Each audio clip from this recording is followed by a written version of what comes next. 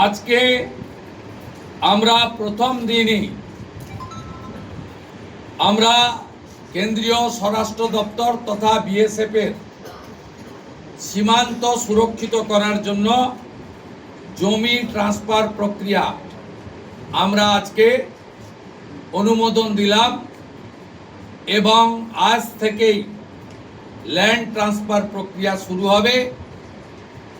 ভূমি ও রাজস্ব সচিব তাকে এবং মুখ্য সচিবকে দায়িত্ব দেওয়া হলো ৪৫ দিনের মধ্যে বিএসএফ এর প্রয়োজনীয় জমি হস্তান্তর সম্পূর্ণ করতে হবে, যা আমাদের কেন্দ্রীয় স্বরাষ্ট্রমন্ত্রী নির্বাচনের আগেই বলেছিলেন। এই কাজটা আজকে প্রথম ক্যাবিনেটে আমরা করলাম। মাননীয় প্রধানমন্ত্রী নরেন্দ্র মোদীজি তিনি বলেছিলেন প্রথম ক্যাবিনেট মিটিংয়ে আমরা আয়ুষ্মান ভারতে যুক্ত হব। আমরা আয়ুষ্মান ভারতে যুক্ত হলাম এবং সংশ্লিষ্ট দপ্তর কেন্দ্রীয় স্বাস্থ্য দপ্তরের সঙ্গে প্রয়োজনীয় যে এগ্রিমেন্ট অন্যান্য যে বিষয়গুলি রয়েছে সেটা স্বাস্থ্য সচিব, মুখ্যমন্ত্রীর দপ্তরের উপদেষ্টা এবং মুখ্য সচিব মিলিতভাবে অতি দ্রুত সম্পন্ন করবেন। অর্থাৎ আজ থেকে মাননীয় প্রধানমন্ত্রীর ঘোষিত পশ্চিমবাংলার মানুষের প্রতি যে কমিটমেন্ট আজকে ভারতীয় জনতা পার্টির ক্যাবিনেট সেটা সম্পূর্ণ করলো।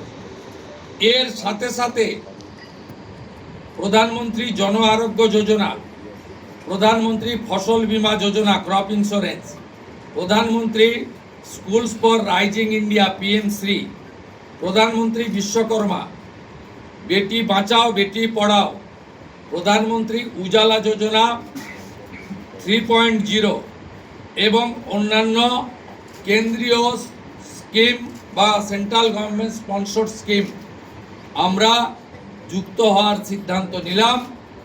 বিশ্বকর্মা যোজনায় আমাদের যারা বিশ্বকর্মা আছেন, হাতের কাজ করেন, আমাদের কামার কুমোর থেকে কুম্ভকার, স্বর্ণকার থেকে মালাকার থেকে তাঁতি থেকে নাপিত থেকে সবাই যারা 8,65,000 আবেদন করে রেখেছিলেন, আগের সরকার যাদের আবেদন জেলা শাসকদেরকে দিয়ে কেন্দ্রের এমএসএমই দপ্তরে পাঠাতে দেননি, আমরা দ্রুত ওই 8,65,000 পিটিশনকে পাঠানোর ব্যবস্থা নিলাম।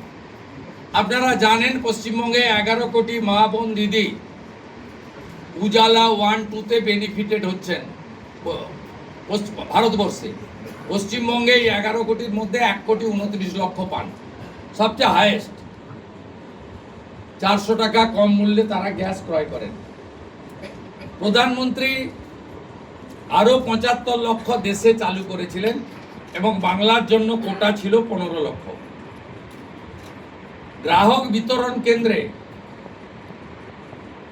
হাজার হাজার দরখাস্ত পড়ে থাকা সত্ত্বেও শুধু রাজনৈতিক কারণে এই পিটিশনগুলো ডিএমরা সংশ্লিষ্ট দপ্তরে কেন্দ্রীয় সরকারের কাছে পাঠায়নি।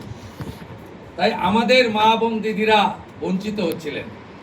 আমরা গ্রাহক বিতরণ কেন্দ্রে পড়ে থাকা সমস্ত পিটিশন অতি দ্রুততার সঙ্গে জেলা শাসকদের সংশ্লিষ্ট কেন্দ্রীয় পেট্রোলিয়াম ডিপার্টমেন্টে পাঠিয়ে দেওয়ার নির্দেশ দিলাম। এর ফলে উজালা যোজনা 3 তাতে পশ্চিমবঙ্গের আরও কয়েক লক্ষ মা বোন দিদি যুক্ত হওয়ার সুযোগ পেলেন।